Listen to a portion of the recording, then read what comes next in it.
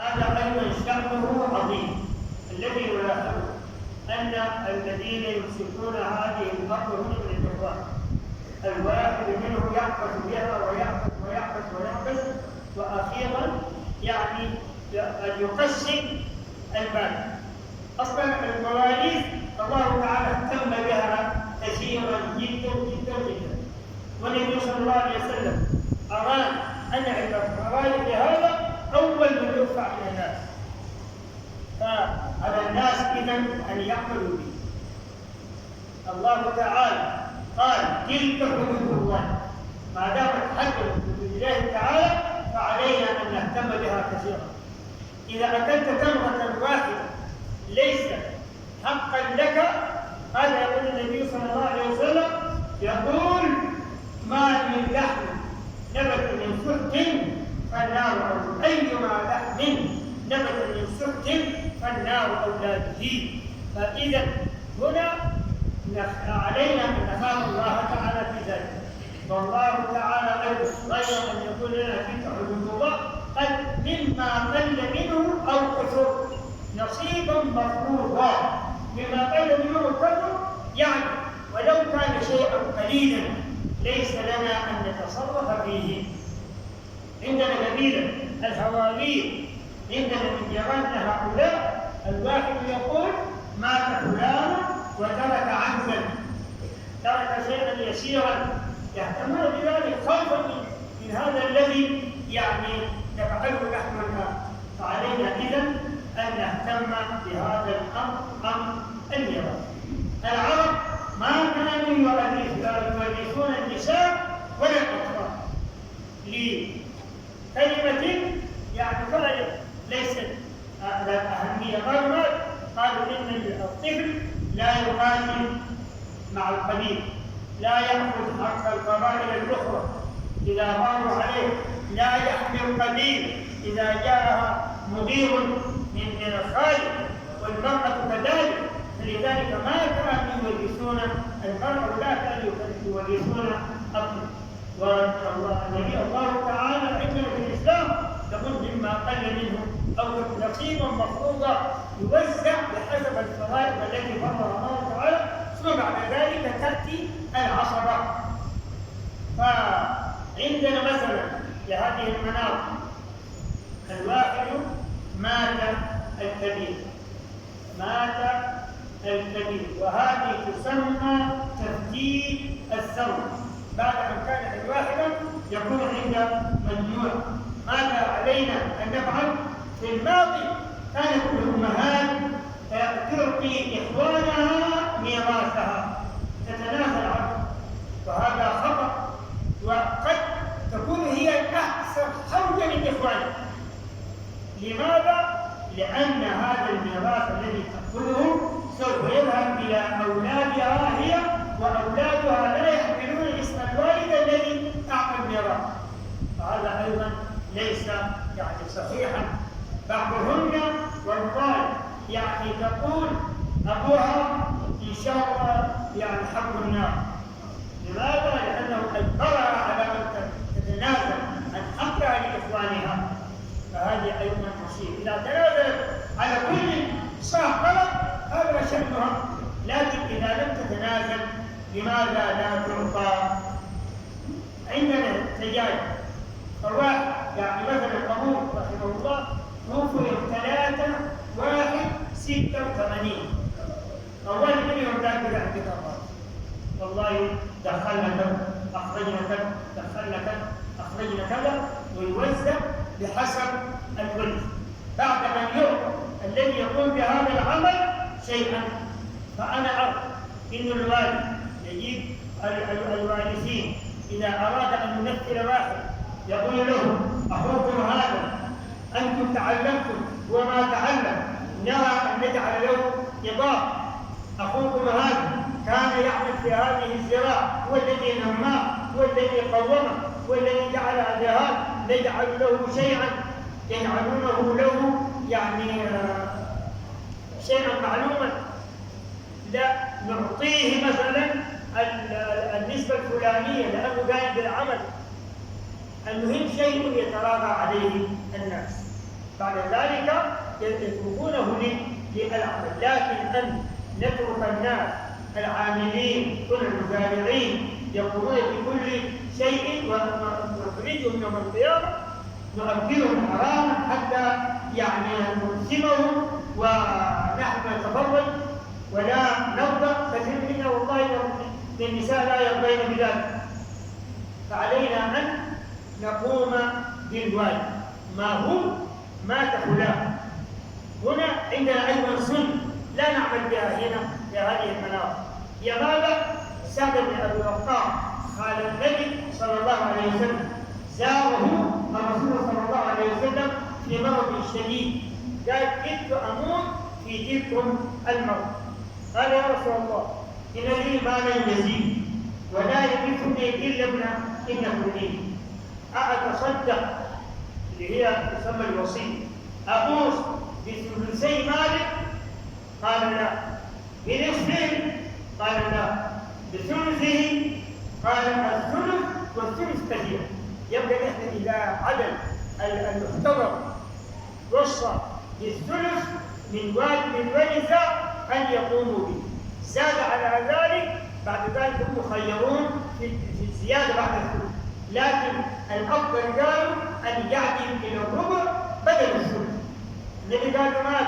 قال انتظر ورثتك أغنياء خير من أن تذرهم عالة يتكففون الناس. فهنا على المحتضر أو قبل أن يكون محتضرا يمكن أن يوصي بشيء لكنه لا وصية لوالد ليس له. وهنالك أناس يحتالون على هذا، يعطون ولد ولده مثلا لأن هذا الولد باع معهم ولد الولد معلوم انه لا يرث، لكن يعطون اولاد حتى ياخذه ابوه. فبهذا امر ليس من شانه. اناس يقسمون هذه الورث ويأتون والله لو كثير منهم الذي اني فعلت كذا وكذا اعطيت الناس مواريثهم، لا تعطي مواريثهم، اترك نفسك يوم ان تموت. بعد ذلك هنالك مسألة معروفة بالشريعة إنه من الوارثون يحددون هذا عنده نسبة كذا هذا نسبته كذا. بعد ذلك العصبة للذكر مثل حظ الأنثيين، وأحيانا يكون الذكر والأنثى مثل بعضهما، وهكذا المهم لا تشاء يقولون الشيخ عثمان إيه. فعلى الناس إذن أول من الواحد وصى هذه الوصية. يعني عبد الله بن عمر قال إن رسول الله صلى الله عليه وسلم قال لا ينبغي لمسلم أن تكون عنده وصية يبيت ووصيته يومين وصيته إلا تحت رأسه. علينا أن نتعامل بهذه الوصايا أيضا. فلان أنا أدين له بمبلغ كذا، فلان أنا أطلبه كذا، وهكذا. هذه أيضا مهم، لأنه بعد ذلك قد يأتي المدين ويخجل من الورث ولا يقول لهم إني عندي مال عند أبيكم، وهكذا. هذه مهم. طيب بالنسبة نتكلم عن الوصية بتاعت المال، يكتب إنه أعطوا فلان كذا، أعطوا فلان كذا، ومثل ما قلنا هذا الشيء يجب عليهم أن يعملوا به حتى يستفيدوا منه يوم القيامة. وبعد ذلك نجي للواجبات. أول واجب هو تجهيز الميت، الكفن والحنوط وكذا. إذا كان في بعض المناطق يشتروا أرض، إذا كان في بعض المناطق يودون الحانوتي واللي يقول بالكلام، لكن معشر السودانيين والحمد لله رب العالمين لا يحتاجون إلى هذا، يقولون به تبرعا. هذا إذن نمرة واحد. الثاني الديون. النبي صلى الله عليه وسلم كان إذا أراد أن يصلي على ميت يقول لهم هل ترك دينا؟ إذا قالوا نعم هل ترك له وفاء؟ إذا قالوا نعم، وإلا قال لهم صلوا على ميتهم، إلا أن يلتزم واحد من الناس ويقول أنا يا أخواننا فلان كان يبايع الناس ويتعامل مع الناس ديون عليه، واحد من الورثة أو من غير أهل، يعني حتى بعد ذلك تصلوا، لأن الميت يعلق بدينه حتى يرضى عنه، يعني محجوز عن الخير الماشي عليه ذاك إلا أن يعني يسدد عنه هذا الدين. يبقى واحد قلنا تجهيز، الثاني الدين، الثالث الوصية، التدابر إلى الوصية. بعد ذلك من المال المتبقي بعد أن يعني أخرج منه ذاك إذا خرج منه شيء. زي ما قلت إذا كان الورث قبل بأكثر من الثلث المصور عليه أبوهم خلاص لا يلتزم بالثلث. وزي ما قلنا لو عدلت إلى الربع يكون أفضل. بعد كده يعني يقف المال عند هذا الحد. نحن نذبح، نعمل الصدقات، نعمل ما أدري شنو، ما أدري نكتب، نجيب نمشي الخرطوم، ناس الخرطوم كمان الله يرسل البوكس يمشي يجيب إن شاء الله يكون منه الهم يوم ما يكون من مال المتوفى. فالمتوفى هنا قد يكون فيه يعني أيتام.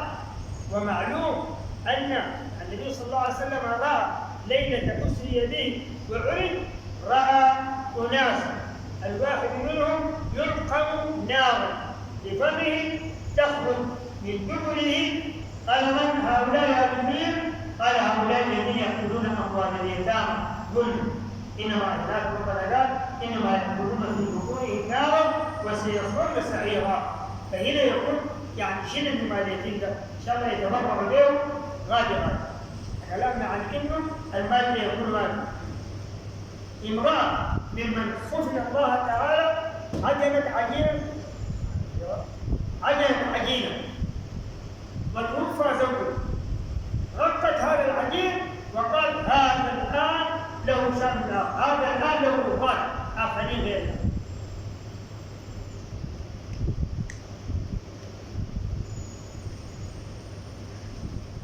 فحب نكون مثل هذه المرأة.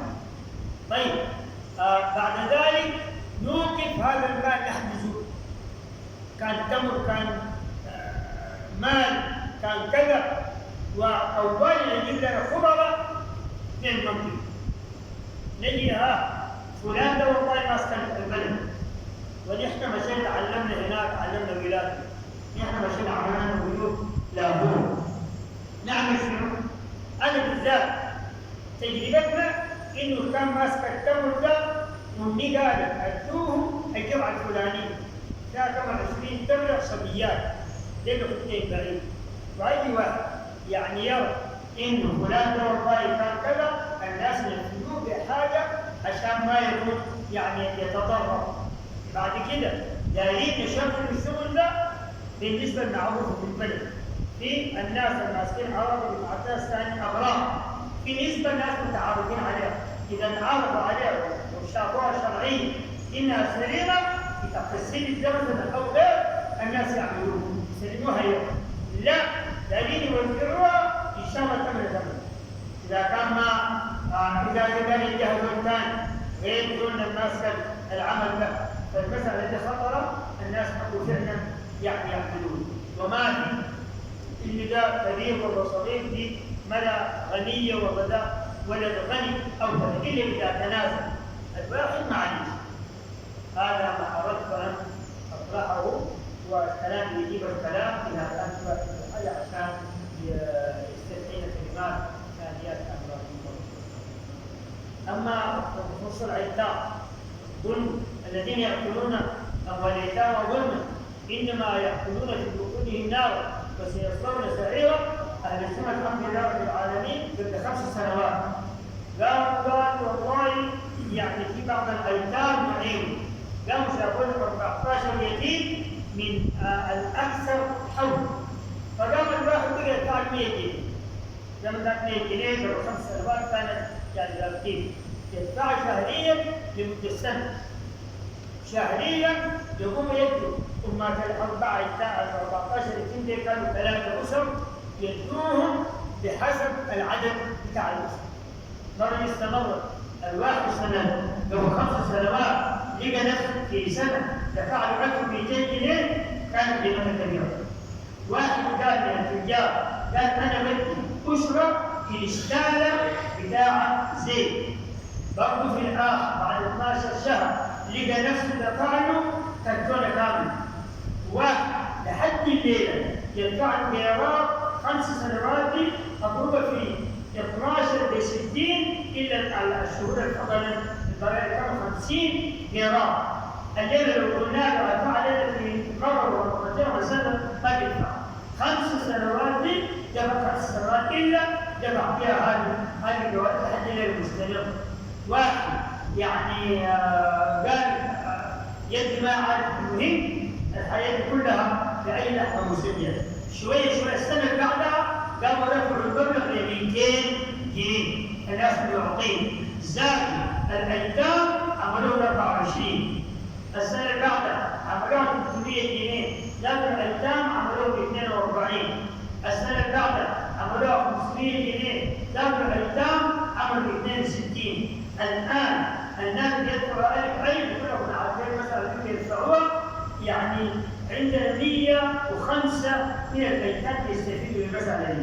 انا عندها 4 اطفال يدوهم قدر كده، انا عندها 3 يدوهم قدر كده، عندها 1 قدر كده.